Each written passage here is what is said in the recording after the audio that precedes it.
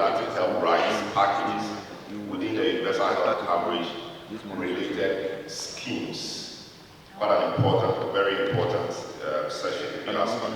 And to lead this session is Mr. Ni Oju Olape, who is a UNFPA country representative here in Ghana. Shall we receive him with the round of applause? Checking the scores.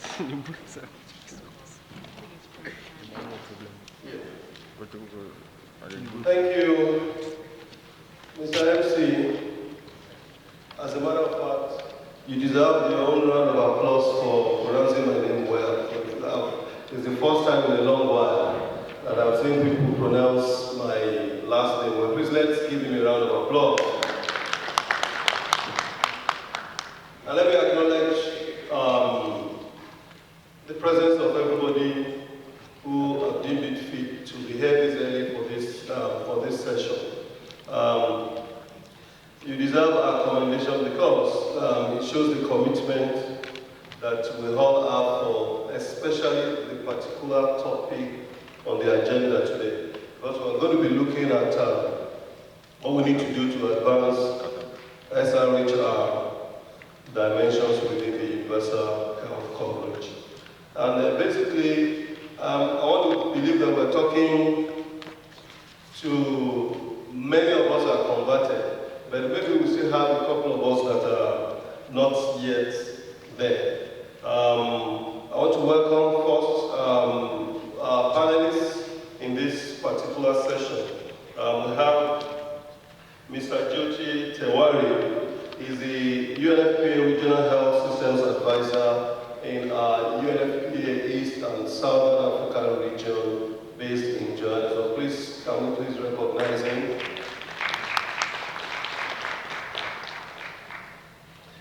I also like to recognize seated here, Professor John Ataguba. Thank you very much. Welcome, sir. Please let's give him a round of applause.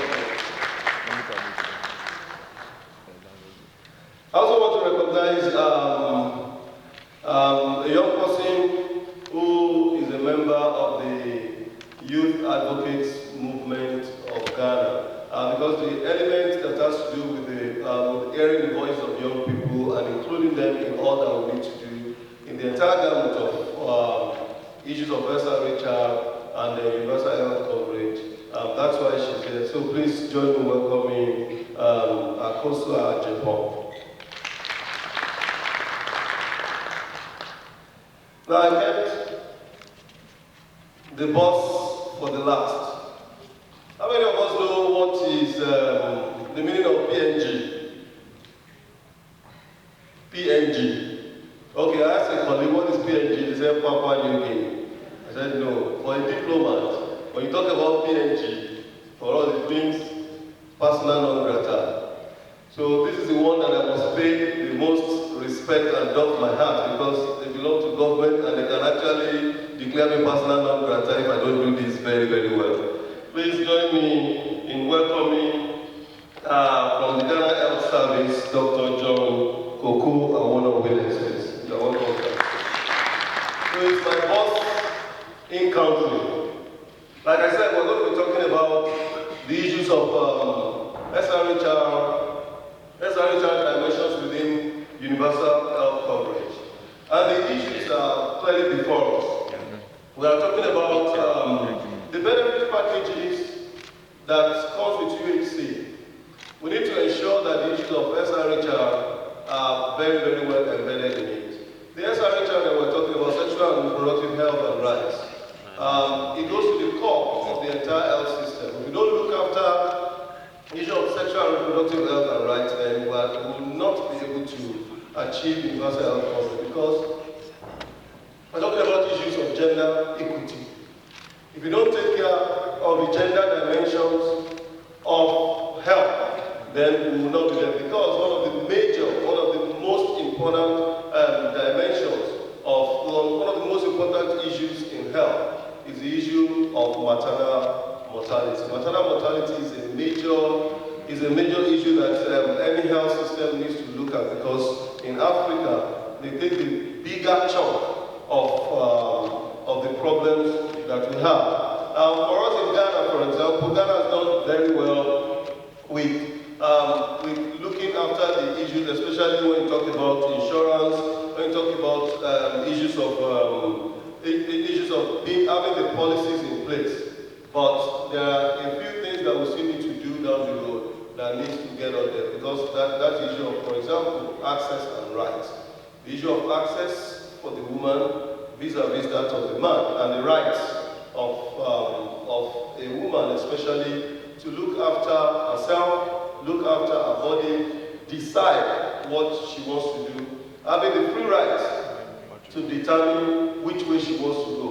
That is very, very important, and it's at the core of the issues of right. For example, in Ghana, for example, we have a lot of midwives. In fact, the ratio of midwives to the population is more than the WHO recommended ratio that we should have.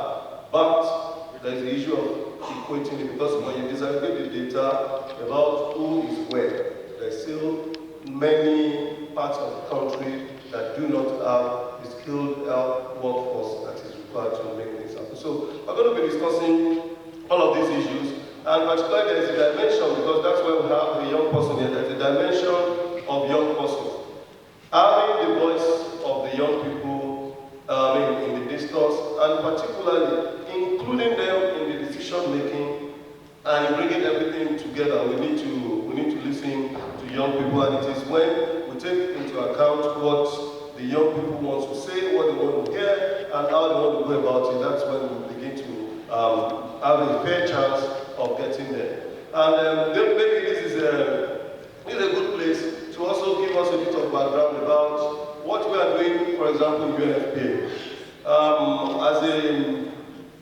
As an addition to this particular meeting, 2 days ago we had young people get together under the auspices of UNFPA and AfHEA. We had a skills building pre-conference session which looked at the topic of the power of choice. The power of choice about promoting informed SRHR voices among young people in order to advance the ICPD within the context of universal health coverage. It created a forum for them to come together to talk about what their needs are, and to talk about, to fashion out what I call an homegrown or a youth-grown idea and decisions about the way to go. And it proved to be a very, very exciting session, because we had many of them available and at different levels. You have the young ones, you have people with disabilities, you have the adolescents, the different types of adolescents that we have at the table, and they had a very, very enriching discussion. So today we're going to be listening to Akoso, as she's going to be sharing with us what the outcome of that particular session is. Now, just before I sit down, I just want to make, I just want to also mention a particular issue, which is the importance of investing in SRHR, especially from the side of the donor community. The ICPD was a conference that took place in 1994. That's the International Conference on Population and Development. It took place in 1994 in Cairo.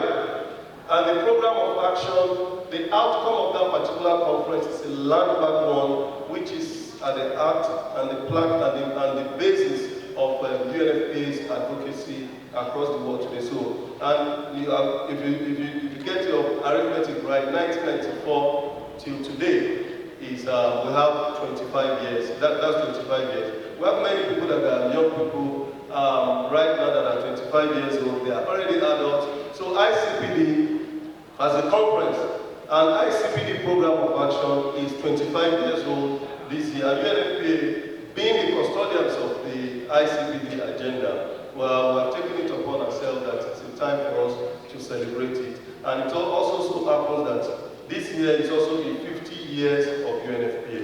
This is a good place to clap for the UNFPA agenda. Please let's put that together. So we're going to be celebrating the success that has been achieved so far. We're going to be reviewing how far we have done, and then we're also going to be looking at what else needs to be done in the next 20 years, in the next 25 those are issues that are at the core of SRHR. But today we're going to be having this, all of these issues are what will inform the discussions that we're going to be having here. And I'm going to be starting with Jyoti.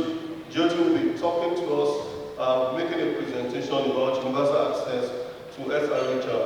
And we're going to be talking specifically about an integral part of universal health coverage in Africa. Please join me to welcome Jyoti. Please let's clap.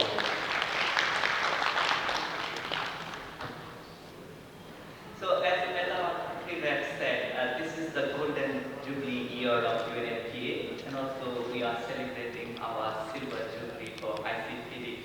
So a big round of thanks and big thank you from UNFPA to everyone, each one of you who supports SRHR and ICPD agenda. So by the time the slides comes in, probably it seems like we all agree that we cannot achieve universal health coverage without achieving universal primary health care. So can I just add another layer? Can we achieve universal primary health care without achieving universal SRHR services? And that's the primary reason why we are here at UNFPA.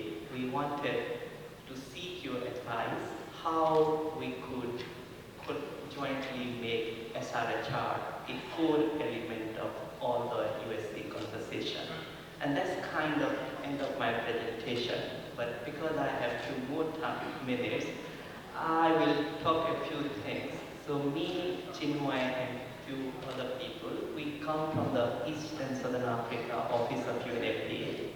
So we went out to all our countries, which are 23 of them.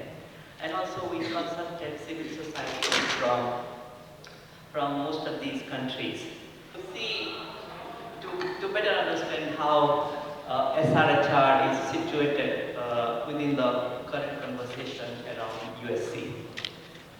So I will present few preliminary findings for those exercises, 4 general findings and 4 specific findings, and I would like to seek your advice on those. So before we do that, the first thing, why are we interested in USC? And as we said, the global goals 3.7 aims at universal SRHR services and integration of SRHR into the country's programs. And that's our interest there. And as most of the countries, they have agreed to these global goals. Also, we believe by putting or embedding critical elements of SRH services into USC, we will achieve the goal of universal SRHR. Probably it will help in reducing financial barrier for many people who are trying to access SRHR services. Might improve a bit of SRHR financing, might improve client satisfaction, and also help in more coordinated health planning, financing, and delivery mechanism. And so one of the first things before we look at the findings, so in practice, my conversation at this point of time in most ESA countries looks like something like this. It looks like almost all the countries, they agree to the basic principles of USC. All of them, they understand they need to prioritize a set of services. They need to adjust or initiate new mechanisms to reduce financial hardship. And also, everyone aspires to progressively include more and more services to the basic USC benefit package. However, huge amount of work that needs to be done around how the prioritization at this point of time is happening, the clinical and then guidelines around the services which are in the USC benefit package, the costing of those packages, financing of those packages, and also the mechanism through which we are trying to deliver, and then also the pathway how we could progressively potentially enhance this package.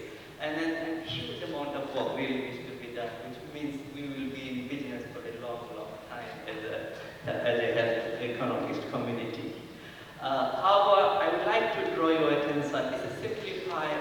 picture of the world which is out there in 23 countries. So we are these four circles, and we can say that, okay, these are kind of our intervention domain or our areas of intervention. So there is this big circle. In most of my country, there are numerous documents and policy papers who kind of define essential health service packages. And yesterday, Juditha presented from WHO. If you cost these packages, it almost looks like even if you spend the entire government expenditure on health, still it will be insufficient to cover things which are included in those packages. And that's kind of my aspirational set of services which we all have been able to get included in various 5-year plans, a strategic paper, and hugely aspirational. So why we are interested in the USC benefit package? Because this looks like something more manageable. So everybody looks like trying to draw down or prioritize services potentially they could be able to afford into this USC benefit package. It's known in different names in different countries, but let's agree that, okay, for this conversation we say it's a subset of the larger set which potentially could be one way or other would be able to finance. And then within that or outside that USC benefit package, there are these schemes which are trying to look at to reducing the financial hardship. And then my SRHR services, which are 12 of those. So let's keep that in mind, and then we'll go run through it very quickly. So the general observation, which is known to each one of you, is that most countries have embraced the principle of USC, and it is in fact in ESA region emerging as a dominant framework for rapidly upscaling or scaling up a package of prioritized health services. And the preliminary assessment looks like at least 11 countries has signed up to the USC 2030 Compact. So these are some of the more specific things which you could consider or we would like to have your advice on. So broadly, we recognize that the SRHR has 12 bundles of services or 12 elements. And if you see, the contraceptive, the care during pregnancy, delivery, post-delivery, and AfHEA, STI, HIV, they are somewhat there in most of the USC conversation. They are not fully included, but they are part of the conversation. Then there are services like comprehensive sexual education, menstrual hygiene management, which kind of needs a bit of larger health sector engagement. Currently not there, but that's something for us to discuss and deliberate. Whether these could be part of my SRHR packages or USC packages, which is largely managed by the health sector. And there are these newer areas, the gender-based violence, FGM, and the child marriage. Again, doesn't look like they neatly fit into the USC conversation. Maybe there is a health sector response to each one of them. If I am covering accidental injury, can I not cover a victim or survivor of GBV? So there is something to consider, and it's a co-creation. We are trying to share this with everyone, and then trying to learn from each one of you. And then there are services like adolescents, how they fit into the SRHR conversation, safe abortion, post-abortion, and the reproductive cancer and fertility, infertility. At least in my region, those elements are simply not central to any of the USC conversation. So the point here that only 3 of my 12 recommended elements are part of the USC conversation. It doesn't mean that they are fully covered on either through a financing mechanism or through anything or another mechanism. So that's the first thing. The second thing, in most places, the elements which are not included in USC benefit package, if you go a bit deeper and ask why are these elements are not in your benefit package, it looks like the common argument, they are already available free free of cost or a minimal fee at the public health facility. Therefore, we don't have to necessarily make it the USD package. And that's something we need to consider, whether the argument is valid, recognizing the fact that most of the public sector facilities in my region have significant challenges. Just a couple of examples. Only 1/5 of the facility, public health facility in ESA region, perhaps are ready to provide 4 family planning services.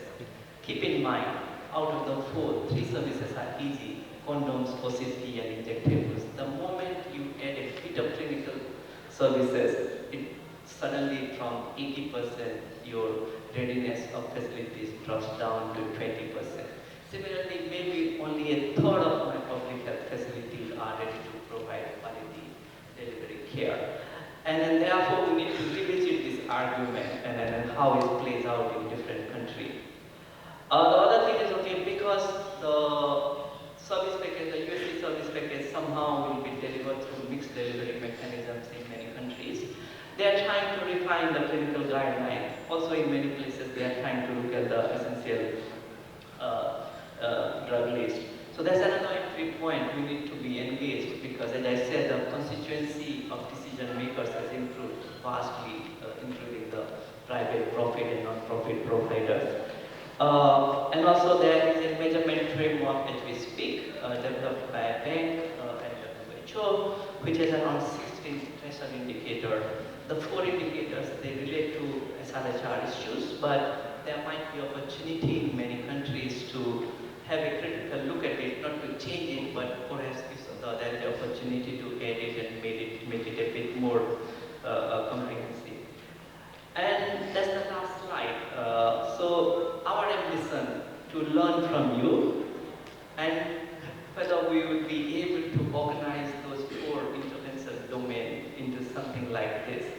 So we would like to move from the larger aspirational set, as much as possible, critical SRHR element into the USC benefit package, and probably to the financing schemes which are trying to reduce financial hardship. And that's kind of a conversation, and we will seek all your advice and support on this. I'll stop there.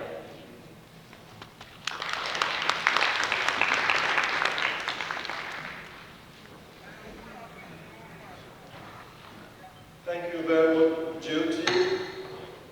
Now we're going to go to somebody who's going to be able to talk to us in specifics about what the situation is at the country level.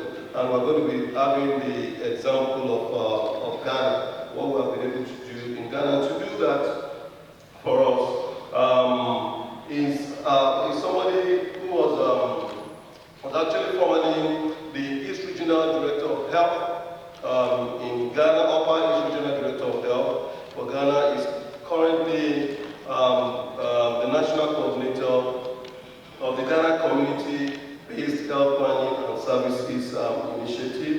For you to know, so I want you to fasten your seatbelts because he was also a senior lecturer at Columbia University from New York, and in particular, he has some very, very special interests in the issues of health system development and evaluation, issues of childhood survival, issues of RH and health systems for marginalized population.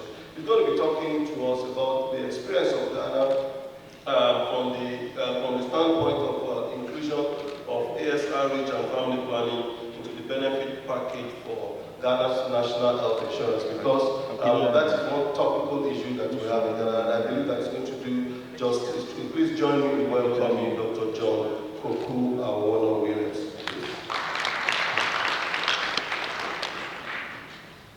Thank you very much, and good morning, everybody.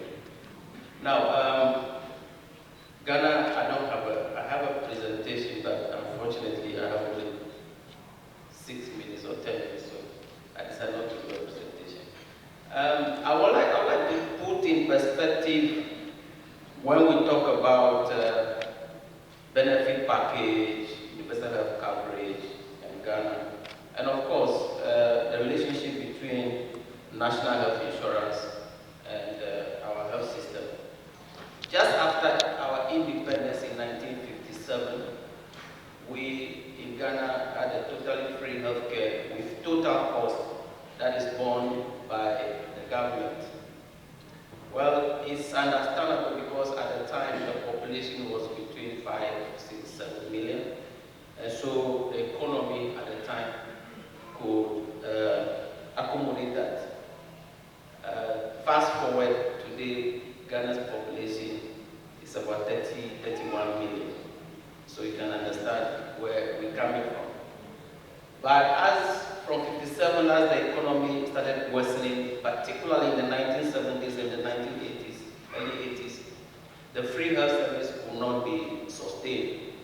And therefore, there was an allied legislative instrument that was passed, which is called the Hospital Fees Regulation, LI of 1983. And for those of you who have read a bit about the history, there's popularly called cash and carry. That was introduced in all government facilities to address the funding, this kind of funding challenge.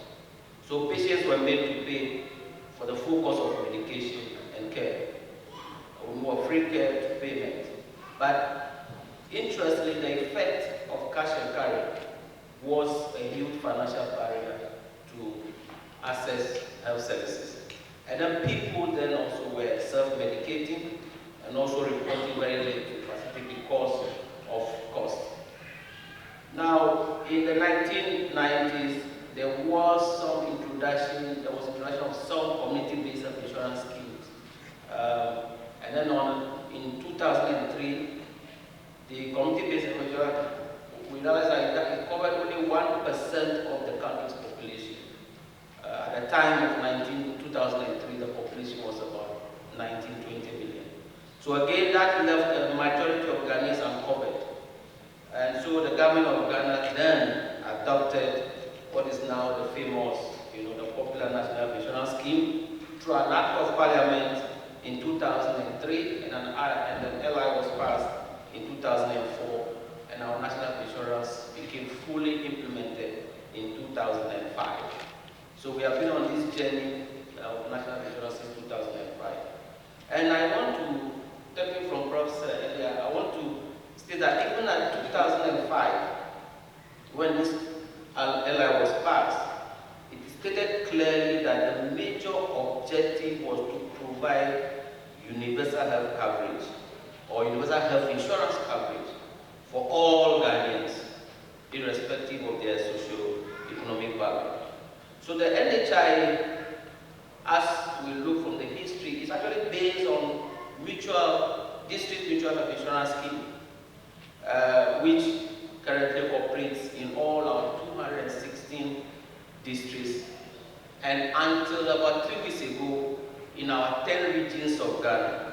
But now we have 16 regions. And from the 216 districts, Ghana, we currently have 254 districts. So we are moving on, we are counting. The funding of the NHI. So the law says that every Ghanaian must register to be able to benefit from the national insurance. So it's a total coverage. Of course, there are exemptions in terms of age and indigent and all that. So 2.5% of Social Security and National Insurance Trust, which is deducted from the formal sector as part of the insurance. And also, there are funds that also come from what we call the Consolidated Government of Ghana, GOG annual budget allocation, which is maybe and must be approved by Parliament. We also have 2.5% VAT, that is value-added tax, as part, that's levied on goods and services that are also eligible for what we call the ad valorem tax. And then, of course, NHI has some donations, some grants, and then funds may also be approved from investment that NHI itself makes from the collection. And so all these put together constitute the package. Time is really fast. Now, so our benefit package basically is about outpatient, essential inpatient and shared accommodation, maternity care where ASRH and family planning policy, eye care, dental care, medicine. So it's a really broad service. But as some services are classified as unnecessary and very expensive, you know, cancer treatment, and that brings on board the issue about, and I want to focus a little slightly on family planning. That brings in the issue of family planning. So that is where we are. But let me come now to the issue about family planning. Now we know that our NHI has offered insurance benefit to thousands of Ghanaians, the formal sector, yet our coverage currently is about 35–40% thereabout. And currently the benefit package is implicit.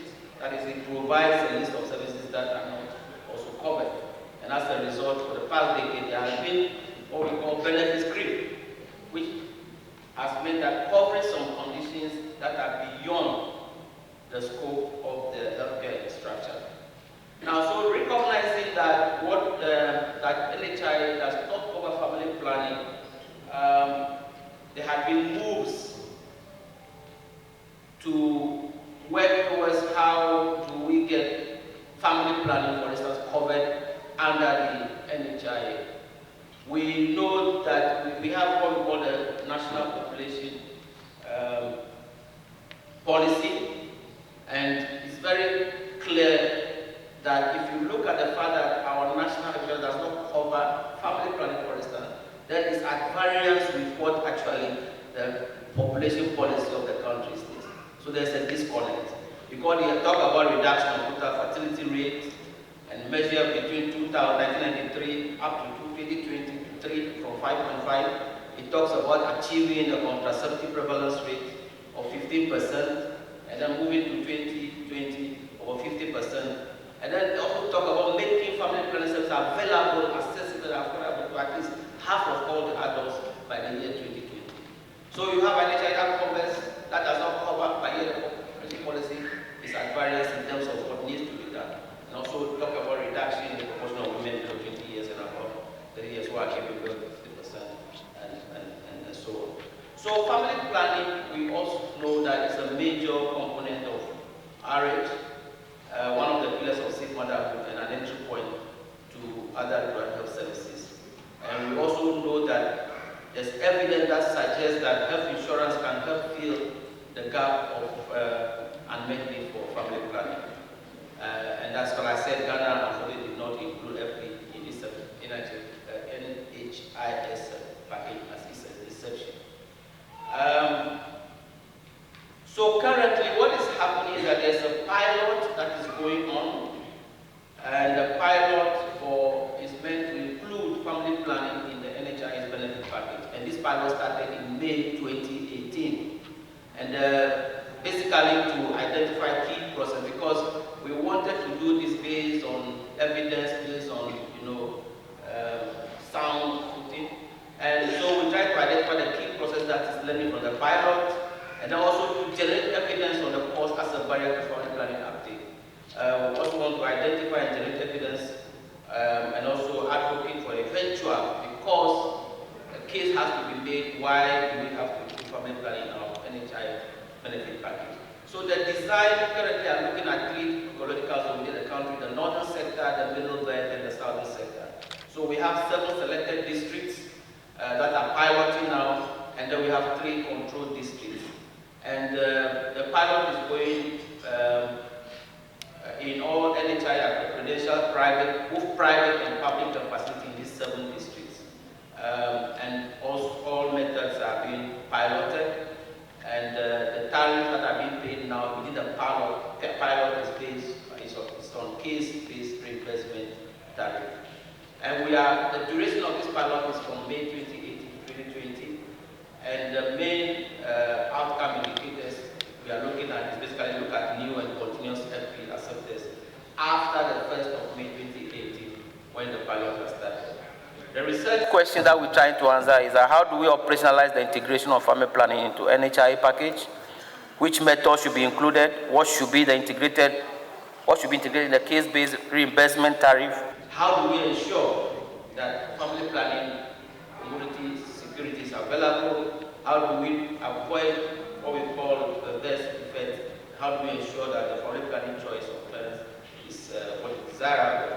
What is the impact of the five-planning inclusion on the planning package on uptake, and then what are likely the barriers? So there have been a lot of activities that has happened before this pilot started, and we are hoping that by 2020 we will get the final result. But currently what we are seeing after the pilot is that we seem to be a shift from short-term to long-term methods 6 months after the pilot. It's one of the things that we have found out. We also find out that there are other barriers of foreign planning that still exist in the pilot district. We are seeing a higher proportion of insured assessing long-term methods, and we are seeing also a switch from short-term to long-term methods, probably due to cost removal. My time is up, so I will end it, but I'm sure that during the discussion we can take some of the questions that are coming. But let me just say that in conclusion, that findings from the pilot is a way to inform us how to operationalize the full implementation of public planning in NHIS.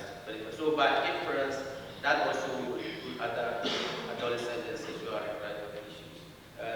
With the intent that we need to expand access for these services to majority of the people that we need, and also try to debunk the idea, the myths and the misconceptions that are around family planning. Thank you very much.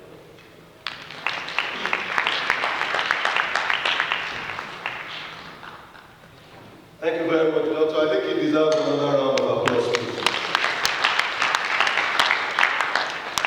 And thank you for giving what he deserves today. Please, I want to thank you, Doctor, for that exposition to the issues of the health insurance.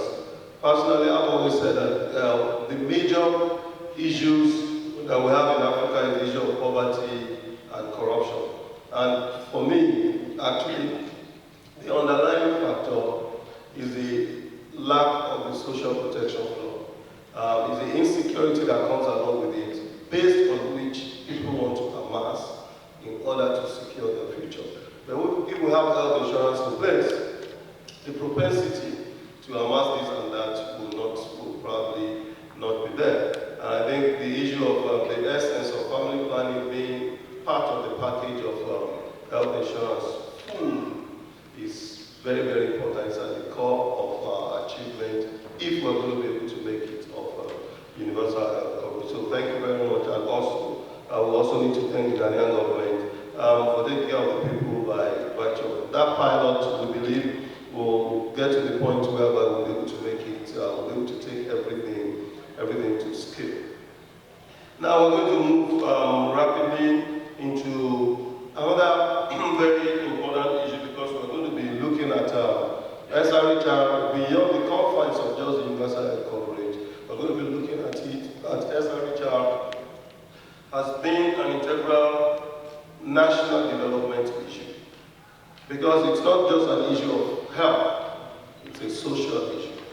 It's an issue that concerns everybody, and to treat that topic, we have in-house, and on this panel, an economist and director with the Health Economics Unit. He's a Commonwealth scholar, and he's an elected member of the South African Young Academy of Science. He's presently an associate professor in the School of Public Health and Family Medicine, University of Cape Town. Please join me in welcoming Professor John Atabuba. Thank you very much.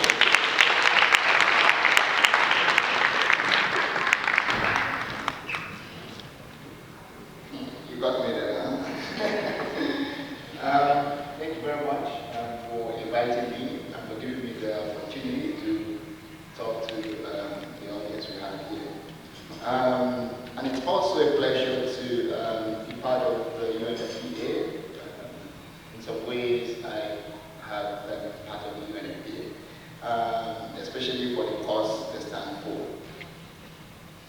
I wonder why are you bringing an economist here to talk about something that has to do with sexual and reproductive health? And I always get this question, what do economists do? I always give a very simple answer. You know what? Economists are people you find anywhere there is a resource. So figure that out. That's all. We look for resources, and so long as we find the resource somewhere, we put our heads there. So that's how economists come up. If there is a resource in the health sector, you find health economists. If there is a resource in the environment, you find environmental economists. You find them everywhere there is a resource. If there is aviation, you find aviation economists. The economists there. So I'm here basically to talk about something that is very important in terms of linking sexual and reproductive health to development. And I understand development to go beyond just having money, the economy growing, GDP is exploding, and I wish we can get to that kind of country. But I see development more in the light of freedoms and capabilities, to borrow the words of Nobel Prize winner AfHEA Sen.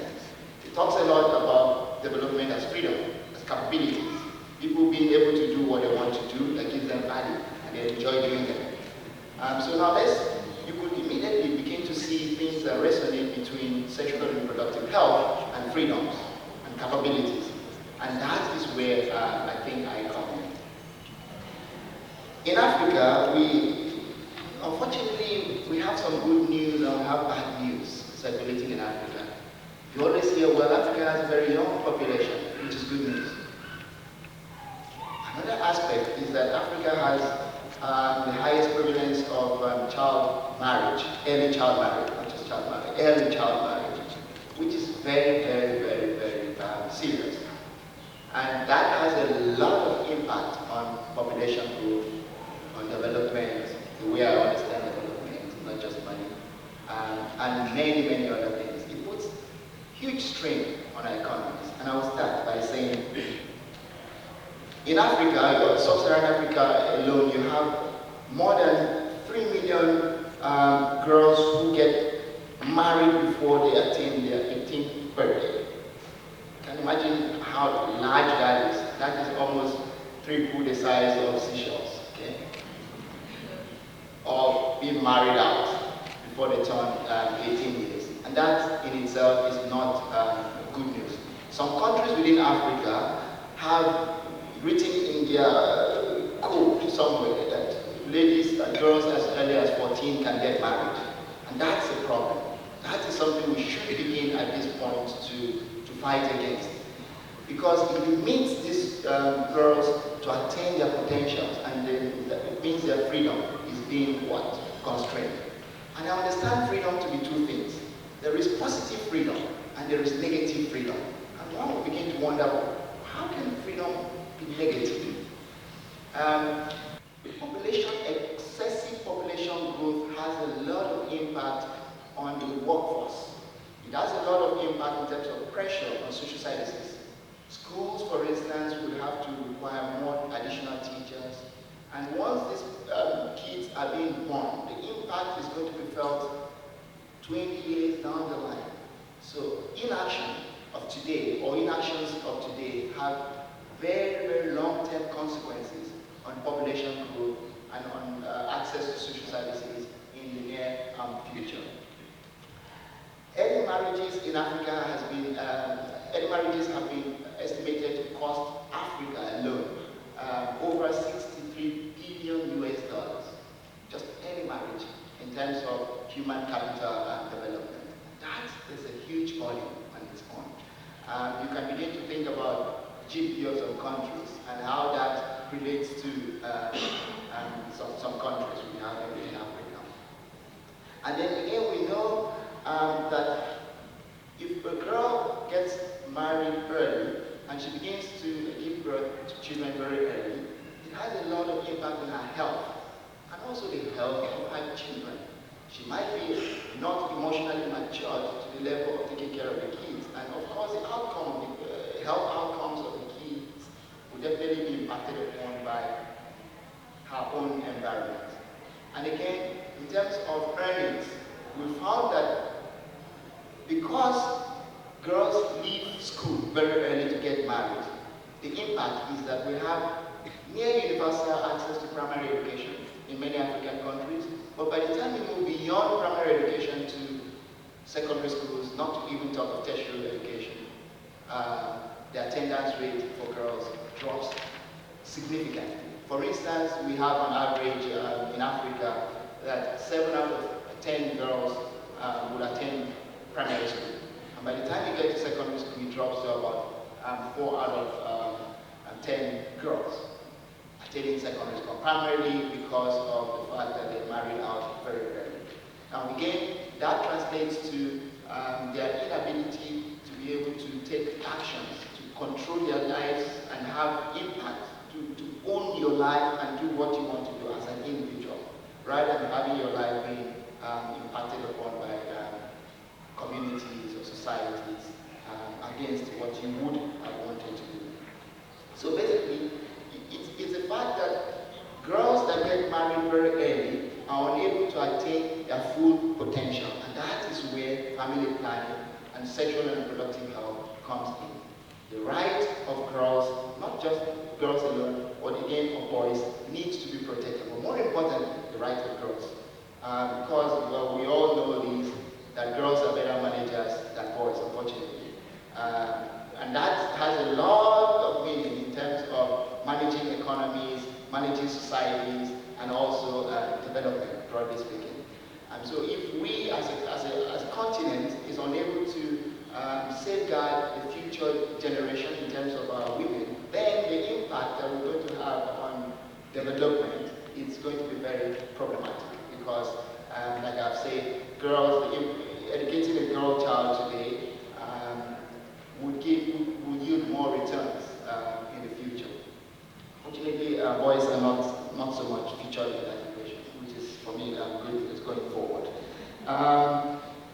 Let's look at the issue of rights and how rights links to development.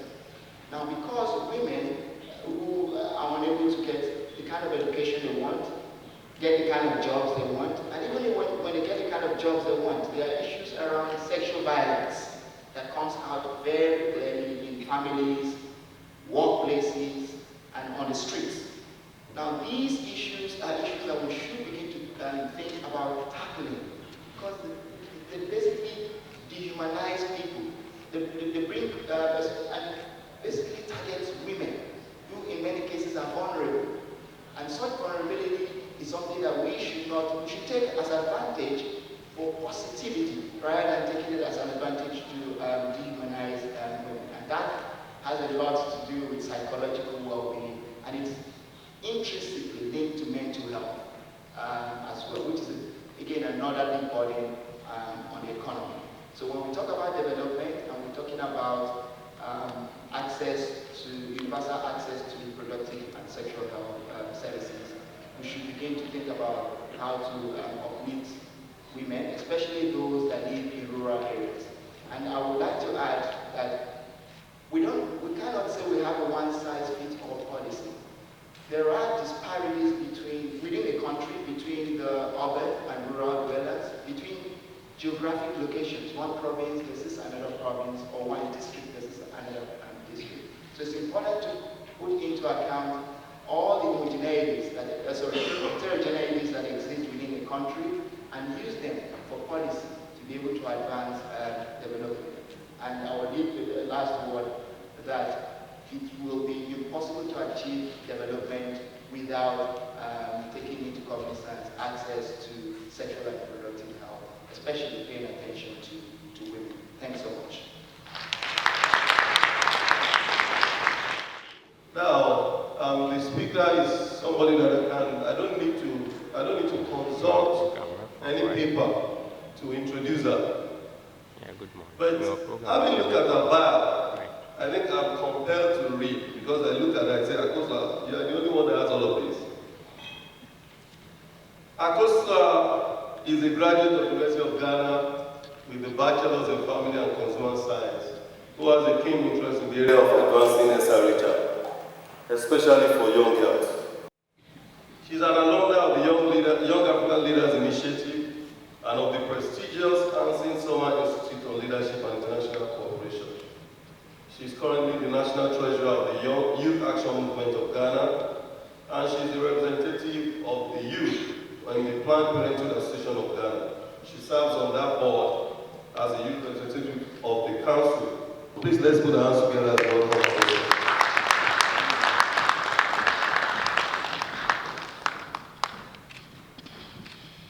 Thank you very much for the introduction.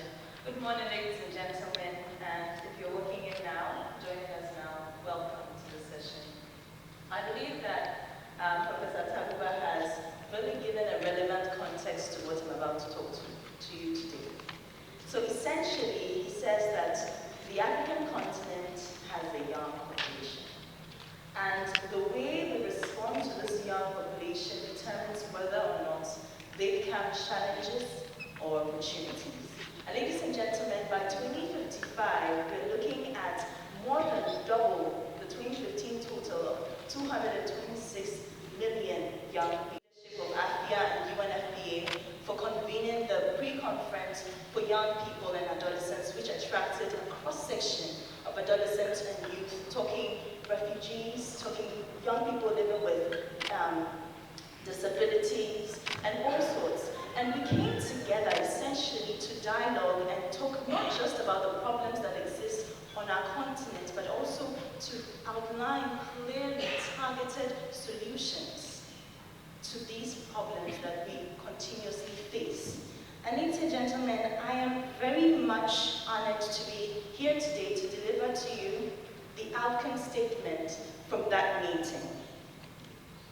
So ladies and gentlemen, I read, we, adolescents and youth in our diversity, welcome the Adolescent and Youth Pre-Conference of the 5th African Health, Economics and Policy Association Biennial Scientific Conference, as the implementation of its outcomes remain critical to our quest as adolescents and youth to contribute to Africa's growth and essentially to attain sustainable development goals.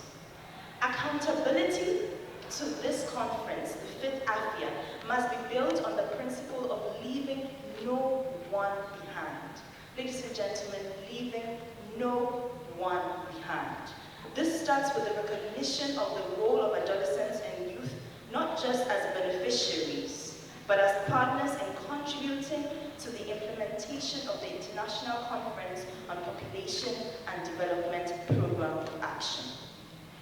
Further, the outcome of the 5th AfHEA must ensure the recognition of the diversity of the constituencies that we represent, including persons with disabilities, persons living with HIV, refugees, migrants, those living in informal settlements, pregnant adolescents and young mothers, key populations, young people and adolescents not in school, employment or training, and other marginalized groups without distinction of any kind. We therefore call upon African governments, health economists, ministers of health, education, youth, gender, finance, civil society organizations, private sector actors, development partners, donors, and all key stakeholders at the 5th AfHEA to commit to the following. We are asking that all stakeholders here present commit to enable the inclusion of adolescents and youth, including marginalized and underserved adolescents and youth, in the formulation, implementation, monitoring and evaluation of sexual and reproductive health and rights and sexual and gender-based violence-related policies. We want to be part of the entire process, right from the beginning till the end. This is done, ladies and gentlemen, by creating spaces at all levels for adolescents and youth to serve as representatives on decision-making platforms, ensuring the tangible engagement of young people as opposed to tokenism. Guaranteeing the representation and meaningful participation of the diversity of adolescents and youth in all SRHR platforms, using innovation to create create awareness of existing laws and policies to the marginalized and addressing the needs of youth and adolescents living with disabilities through evidence generation to incorporate teaching and learning methods such as Braille and sign language into the training of education, labor, and health professionals. We ask that you commit to strengthening the financing of adolescent and youth SRHR and the areas of data collection, inclusion in education and health budgets, substantiation of policies, and financing mechanisms dismantling of legal and policy barriers to youth and adolescent SRHR services, and provision of coverage on the range of SRHR services affecting youth and adolescents. We urge stakeholders in the civil society and private sector to reinforce counterparts' contributions through corporate social responsibility initiatives aimed at adolescents and youth SRHR, HIV and SGB interventions, crowdfunding models, and strategic public-private partnerships for cost-effective methods which increase access to SRHR information, education, and services for adolescents and youth. We ask that you engage youth and adolescents as crucial partners, leaders, and owners of their own development, to use our unique abilities, networks, and technological savvy through leveraging media campaigns, online platforms, and smartphone-enabled mechanisms to set up information and feedback channels on SRHR services, experiences, and access. We encourage health stakeholders to improve access to these online platforms by marginalized and disabled youth and adolescents to fulfill equity in access to health services.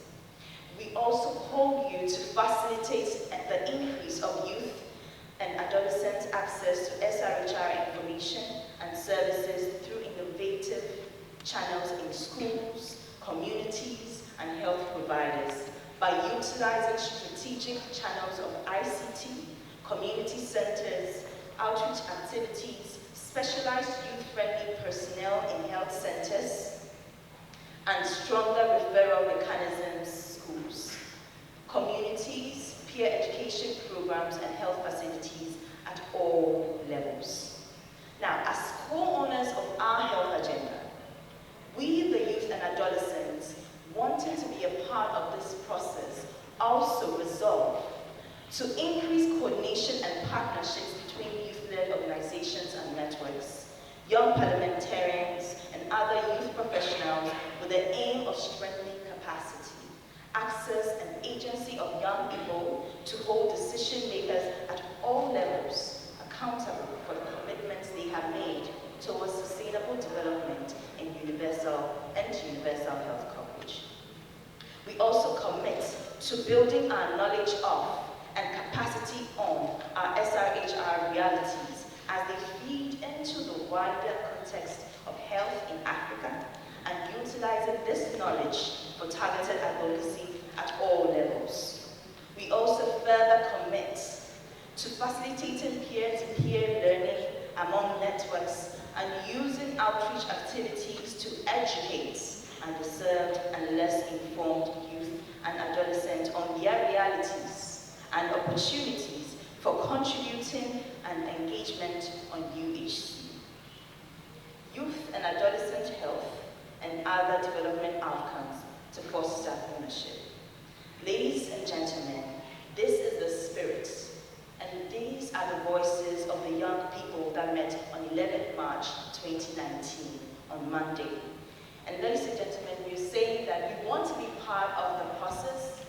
We want you to help us be part of that process.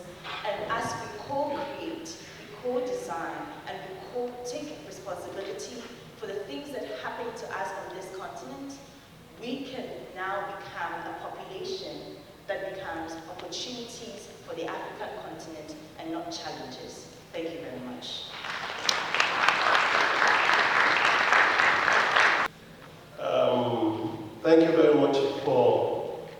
for that declaration. And it's now time for us to listen to any comments or questions from the audience.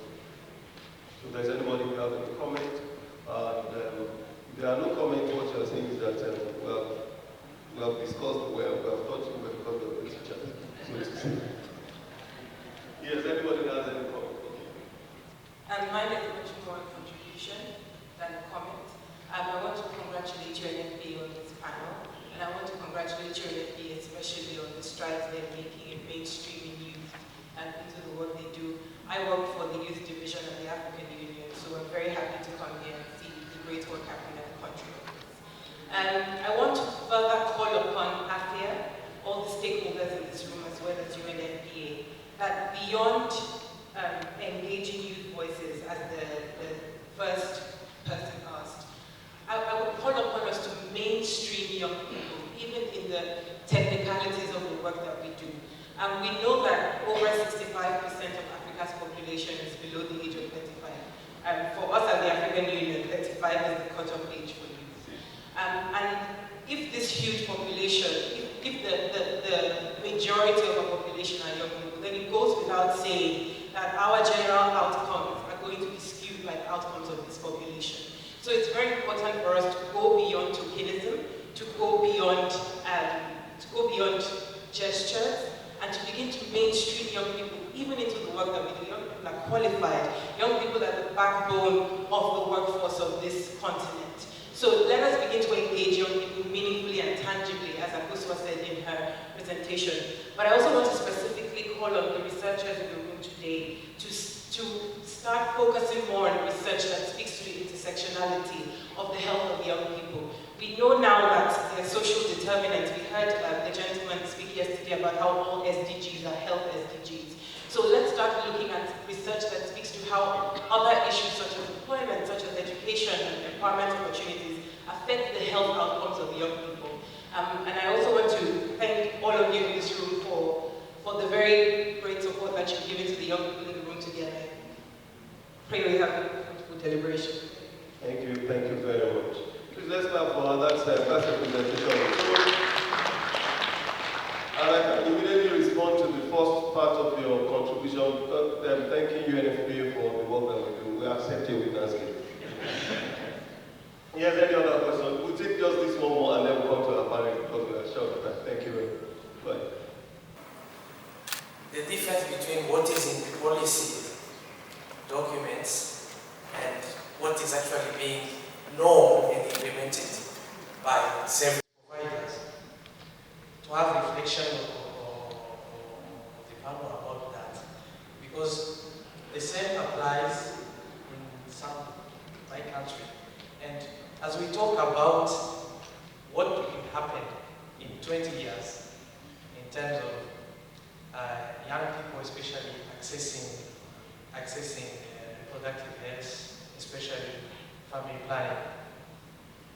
If it takes, even if we change the laws now to have young people aged 15 or 16 to have access the family planning or services, if it takes 20 years for that to be implemented and be known by service providers in the villages and health centers, then we will have missed the demographic dividend potential. So I want to have reflections. Any ideas about? Thank you. Okay, thank you very much. We'll start from this side. As you respond to your questions, we also want to suggest that you give the last word to the conference, even as we go on this. Sorry, can you hear me?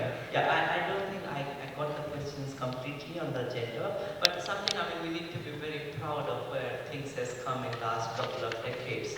Now, if you look at any 5-year health plan, or for that matter, any district plan or sub-regional plan, all of them in the planning process, they do keep all the gender dimension at the core of the planning process. So it's amazing to see all of our 5-year plan and sub-plans talking about the gender issues and gender dimension and fully part of those However, I still see the point in the delivery front, whether those plans has been translated onto ground and how they are unfolding.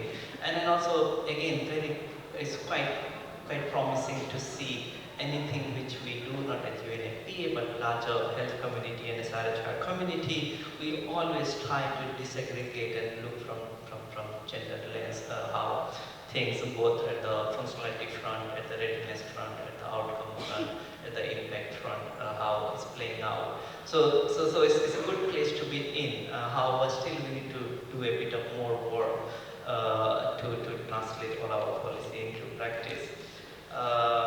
And then particularly in that respect, whether our services are sensitive to the needs of young people and particularly young girls on that area. I think this is an emerging area of work, and I think we as the health community and economic community needs to figure out what are the proven tools which could be taken to scale, and there's a huge area of work which UNFPA is focusing on.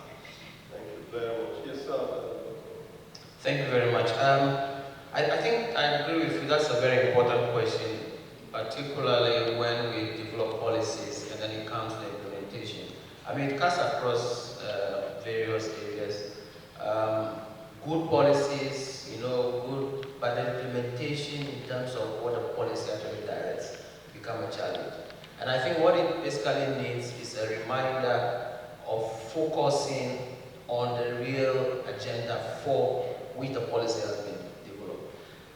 One of the challenges we also face is that because there are different actors in terms of policy development and when it comes to implementation, you always have these challenges. And I think that we must be working towards where we are all sitting at the same table and then looking and do a review of the policy and a good monitoring and evaluating and then getting back to the basic to look at what actually needs to be. So that challenge actually exists, and it's not limited to NHI in terms of the adolescents, family planning. It's across the entire. It needs effort, constant effort, and constant reminder to get back to that. But we can have a discussion after this because there are quite some examples that we have looked at that have provided some good, way to address those things. Yeah. Thank you very much. I think that was Prof. Yes, a response to that question and the last one for the conference. Thank you very much. I think having questions for me means that people are paying attention and people are thinking about the issues we are also thinking about. Let me start quickly with a joke. I'm trying to address the issue of how to bring in the voice of youth in terms of gender-based violence and also things to do with early child marriage. You can't have lions and antelopes coming together to deliberate on how to make their meals better. Because before you know it, the lions will definitely eat up the antelopes first. So we're coming in from the point of advantage. So let me take it from the point of advantage. Traditionally, unfortunately, men have been at the forefront of decision making, and they have used that to their undue advantage. And what that meant was that policies that have been put in place are not policies that are universally okay. They are policies that either entrench patriarchy or policies that give them the kind of advantage they want. And that plays out with the issue of gender-based violence and early child marriage. People who make decisions in terms of when to get married traditionally used to be men, old men, not even the young ones. But there is now scope for us to change this. And how do we change this? There are many options. The coming of women into parliament, for instance, is one way to begin to change policies. And we've got a couple of countries where a lot of women coming into parliament to change things that were archaic and things that don't really resonate with the current society in terms of how things should be done. The use of social media, the use of social media is something that the youth population has to its advantage, that we can use to propagate things. And the issue of also getting young people into parliament can can make them part of the decision-making processes to deal with gender-based violence, and of course, peer support, and trying to deal with the culture, the norms, our mores, and things that don't help women particularly, and things we should be looking out for. So in conclusion, the voice of women and the voice of young people, these voices are important if we need to address gender-based violence and early child marriages in Africa. Thank you very much. So I think I'll just add a few words to what he said concerning how to engage young people in dealing with child marriage and sexual and gender-based violence. So the first thing is, and I'll really talk at the grassroots level, because that's where I've been working for almost 4 years now. It's very important that we ensure that the young people that we are grooming and that we are socializing are being socialized as assertive people, especially when it comes to sexual and gender-based violence, so that she or he can be empowered to walk out of the classroom and go and report to the headmaster when the teacher is violating him or her. We need to ensure that we are being socialized to enable the young people to speak up, so that right from the get-go they have the voices, and then no one goes to tell them to actually speak up, but they go ahead and just do it. Because young people are very essential for breaking intergenerational cycles of child marriage as well. And young people are peers to their own, they are role models to their own peers. So using them as the agents to go into the communities and lead interventions are very essential to dealing with sexual and gender-based violence and child marriage at the community level. So that's what I would say to add to that. Now in conclusion, I'd like to say that young people have capacity, they have skills, and more than just the voices, more than having the ability to speak and speak good English, we also have the skills, we have the capacities to contribute to technical things as well, to contribute to building interventions, to contribute to evaluating interventions.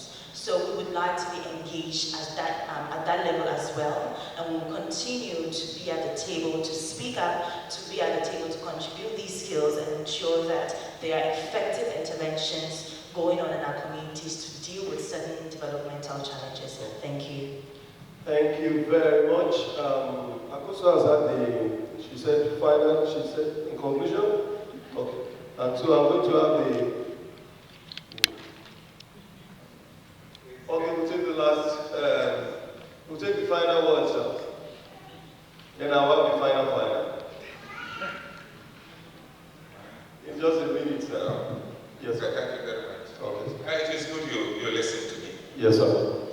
As a former police person. And I'm really very happy that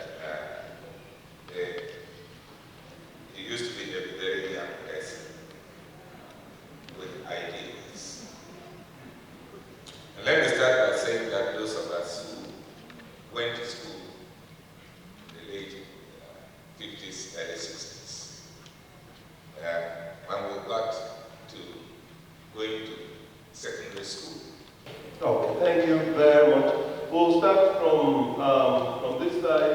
As you respond to your questions, we also want to suggest that you give the last word to the conference, even as we go on this. So we'll start with the microphone.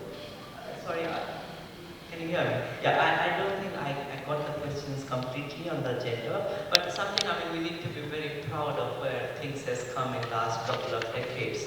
Now, if you look at any 5-year health plan, or for that matter, any district plan or sub-regional plan, all of them in the planning process, they do keep all the gender dimension at the core of the planning process. So it's amazing to see all of our 5-year plan and sub-plans talking about the gender issues and gender dimension and fully part of those process. However, I still see the point in the delivery front, whether those plans has been translated onto ground and how they are unfolding.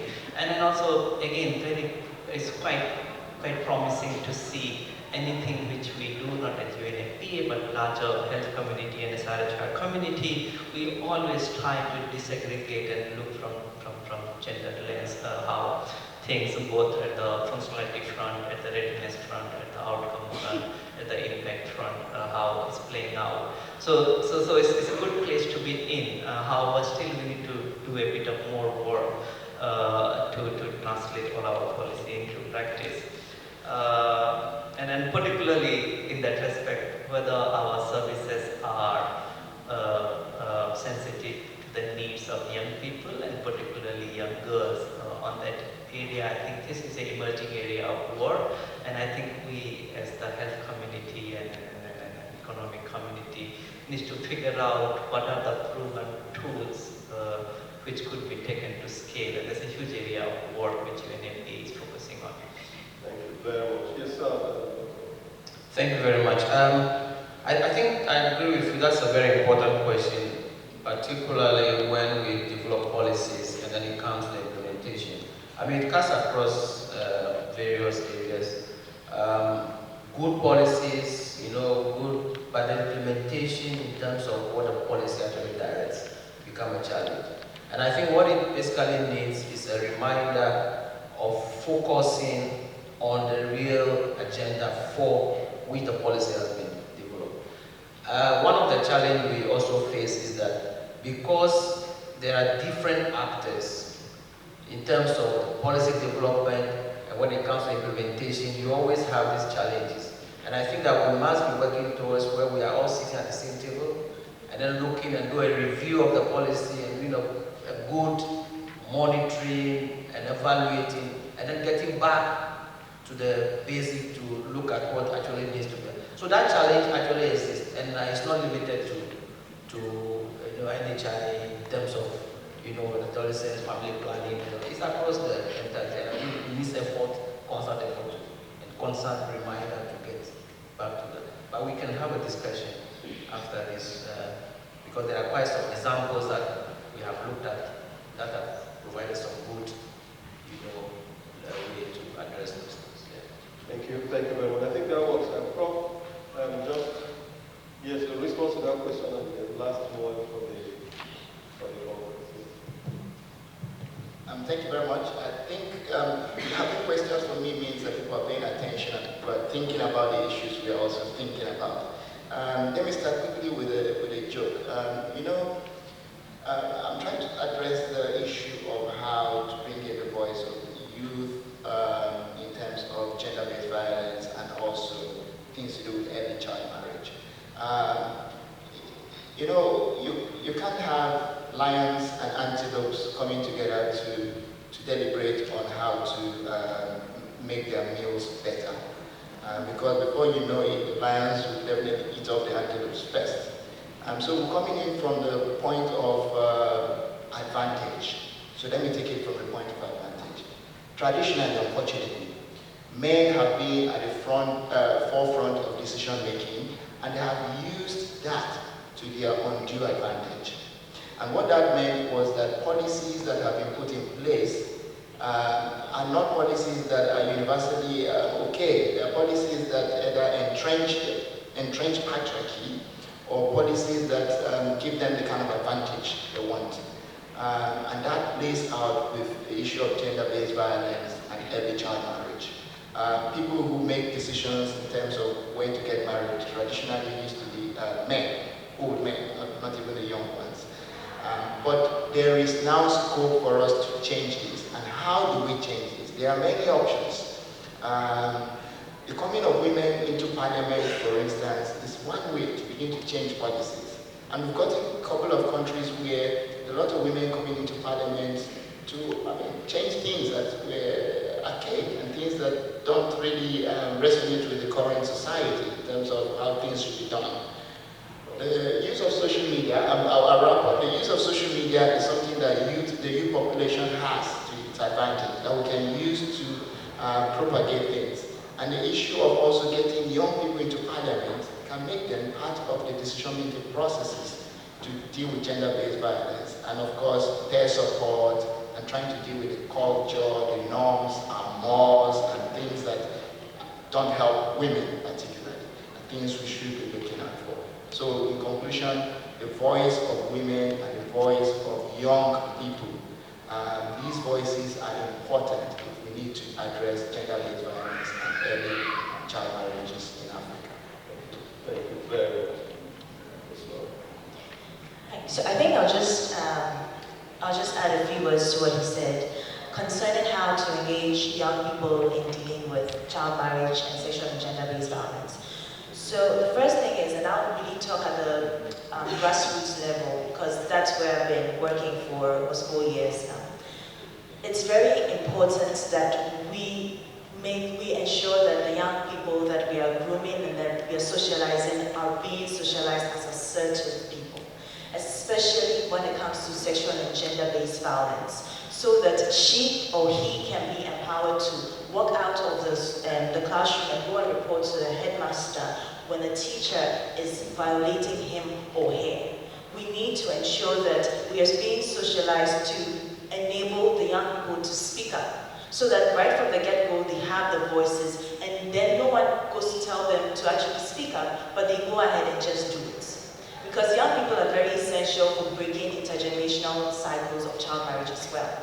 And young people are peers to their own, they are role models to their own peers. So using them as the agents to go into the communities and lead interventions are very essential to dealing with sexual and gender-based violence and child marriage at the community level. So that's what I would say to add to that. Now in conclusion, I'd like to say that young people have capacity, they have skills, and more than just the voices, more than having the ability to speak and speak good English, we also have the skills, we have the capacities to contribute to technical things as well, to contribute to building interventions, to contribute to evaluating interventions. So we would like to be engaged at that level as well, and we will continue to be at the table, to speak up, to be at the table to contribute these skills and ensure that there are effective interventions going on in our communities to deal with certain developmental challenges.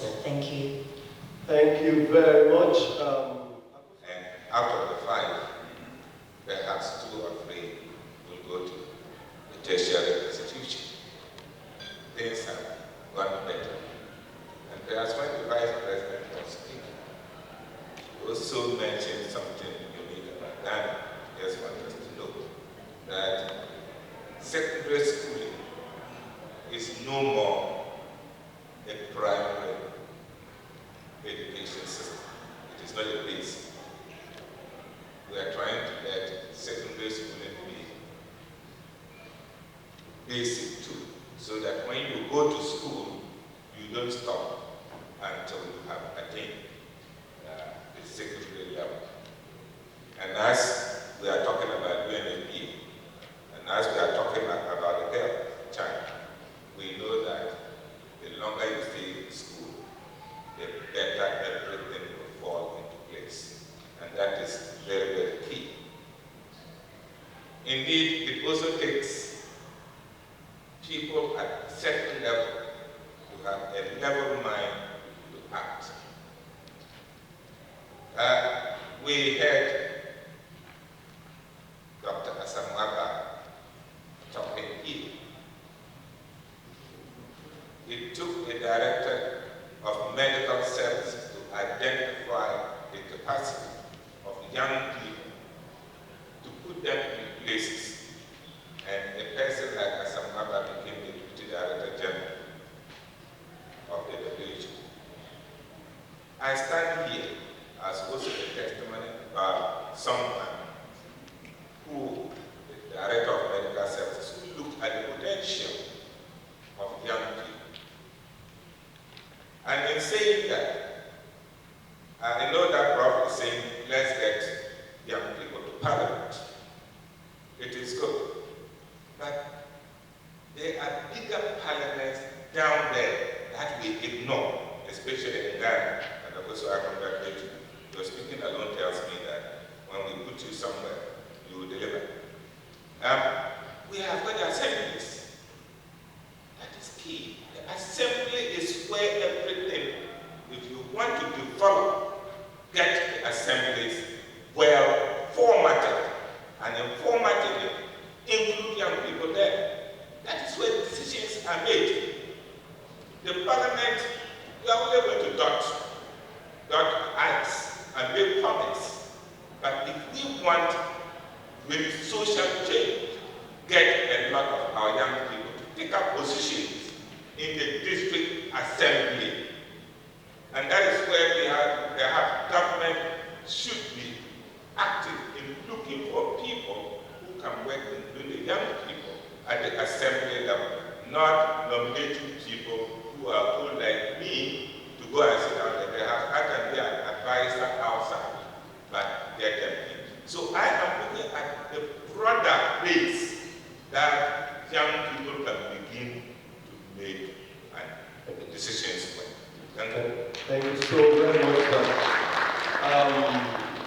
In just 1 minute, let me once more thank the African Health Economics and Policy Association for this opportunity for bringing us together. And I want to assure you on behalf of UNFPA that we look forward to sustaining the collaboration and with the body of health economics. And just before we end, I want to seize this opportunity to invite each and every one of you to the next UNFPA organized session.